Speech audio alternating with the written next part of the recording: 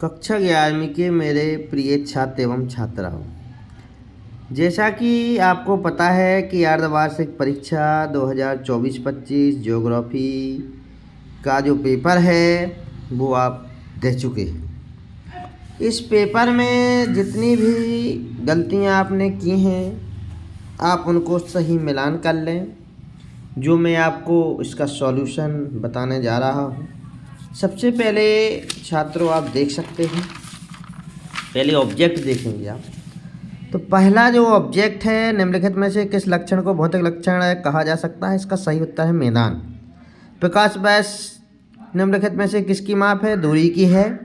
निम्नलिखित में से दक्कन ट्रैप सेल समूह किस प्रकार की ज्वालामुखी उद्गार का परिणाम है? इसका प्रवाह है। उत्तर सही है। अगर आप एक सीधी रेखा में राजस्थान से नागालैंड यात्रा कर रहे हो तो निम्नलिखित में से नियम में किस प्रकार को पार नहीं करेंगे? तो आप देख रहे हैं सिंधु है जो उत्तर में है, ये अलग है, लेकिन यमुना, ब्रह्मपुत्र और गंगा, इनको हम तीनों को पार करेंगे। तो इसका सही उत्तर है सी, यानी सा नंबर, सिंधु। निम्नलिखित में से कौन सा जल क्षेत्र अंडमान और निकोबार को अलग करता है? 10 डिग्री चैनल सही है। निम्नलिखित में से जाड़े के आरंभ में तमिलनाडु के तटीय क्षेत्रों में वर्षा किस कारण होती है? इसका उत्तर है 12 नंबर, उत्तर पूर्व मानसून के द्वारा। इसके बाद आप छात्रों रिक्त स्थान की पूर्ति जो दी गई है उसको आप देखेंगे। भूगोल पृथ्वी का वर्णन करता है, इसमें पृथ्वी भरना है। महाद्वीपीय विस्थापन सिद्धांत 1912 में प्रस्तावित किया गया था। समुद्र पर टोर्नेडो को जलस्तंभ कहते हैं। भारत का क्षेत्रफल 32,87,263 लाख वर्ग किलोमीटर है। भारत का क्षेत्रफल समझ गए आप। खालिस्तान यानी गंगा नदी तंत्र जो भारत का सबसे बड़ा नदी तंत्र है।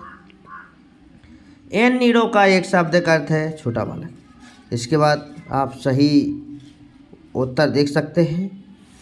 इसका जो मैं आपको बताने जा रहा हूँ कि जो आपके सही उत्तर दिए गए हैं इसमें से जो आपका पहला आंसर है, जो पहला दिया गया है, पहला में भूगोल शब्द का प्रयोग सर्वप्रथम इरेटोस्थनीज ने किया, सही है। भूकंपीय तीव्रता मापनी रिएक्टर स्केल है, सही है। पृथ्वी की त्रिज्या 73-70 किलोमीटर है, जी गलत है। भारत का सीमांत वायु क्षेत्र समुद्र की ओर 12 समुद्री मील तक फैला हुआ है, सही है। नर्मदा नदी विंध्य घाटी में बहती है, सही है। भारत की औसत वार्षिक वर्षा लगभग 300 सेंटीमीटर है, ये गलत है। सही जोड़ी आप देख रहे हैं बच्चों। जैसा कि पहला जो है कॉलम में भी आकार की घाटी को हम मिलाएंगे। नदी यानी बहता हुआ जल, स्टेलेटाइडेट, इसको मिलाएंगे हम भौमजल से। पिलाया जो है वो पवनों से मिलाएंगे। ब्रह्मपुत्र नदी जो मानसरोवर से निकली है। गंगा नदी अब गंगोत्री से निकली हुई है। अब एक शब्द में उत्तर, किस दिन को सूर्य पृथ्वी के सबसे निकट होता है? ये आपको जानकारी होना चाहिए। 3 जनवरी को। आकाश में सबसे ऊंचा बादल पक्षाव बादल होता है। क्षेत्रफल की दृष्टि से विश्व में भारत का कौन सा स्थान है? वो 7वां है। पृथ्वी की आयु लगभग 4.54 गुणे 10 के ऊपर 9 अरब वर्ष मानी जाती है।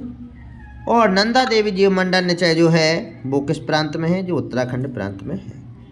इस प्रकार से बच्चों आपने ऑब्जेक्टिव टाइप क्वेश्चन है, आपने कितने सही किए कितने गलत किए इसको आप सही से मिलान कर लेंगे।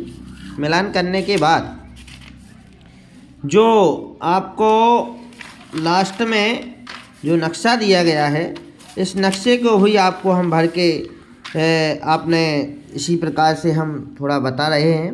बंगाल की खाड़ी आपको पता है बांग्लादेश के नीचे दर्शाएंगे। दिल्ली को आपको पता ही पता है। और भारतीय मरुस्थल राजस्थान में है। गंगा नदी आपको पता ही है, गंगोत्री हिमानी से निकली हुई है। और कंचनजंगा भी आपको पता है। इस प्रकार से जो बहुत सुंदर और अच्छा मानचित्र आया था। और बाकी नक्शा की वीडियो टीडी सर क्लास पर डले हुए हैं, आप देख सकते हैं। उसमें से आपको डिटेल में मिल जाएगा। अथवा का भी अरब सागर आपको पता है, मुंबई पता है, सुंदरबन का डेल्टा सबसे बड़ा डेल्टा है जो बंगाल की खाड़ी में। नर्मदा नदी आप जानते हैं, पचमढ़ी जीवमंडल निचय, ये भी आप जानते हैं। इस प्रकार से आप अधिकतम जानकारी के लिए आप टीडी सर क्लास के भारत का मानचित्र पार्ट 1, 2, 3, 4, 5 करके दिए गए हैं, उनमें से आप पढ़ लेंगे, देख लेंगे, समझ लेंगे।